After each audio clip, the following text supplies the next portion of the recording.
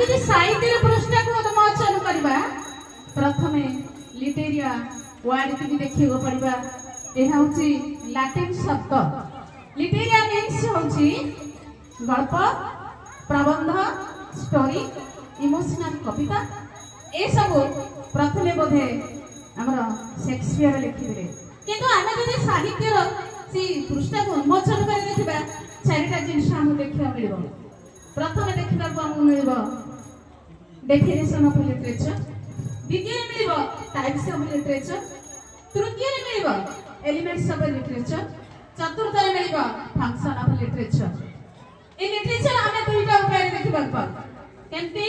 ଗୋଟେ ହେଉଛି ଭିଜୁଆଲ, ଆମେ ତାକୁ ଯାହାକୁ ଆଖିରେ ଦେଖିପାରୁ সেটা মৌখিক হিসাবে এক্সাম করা যায়। আর গোটা হচ্ছে রিটেন লিখিত ভাবে লেখা যায়।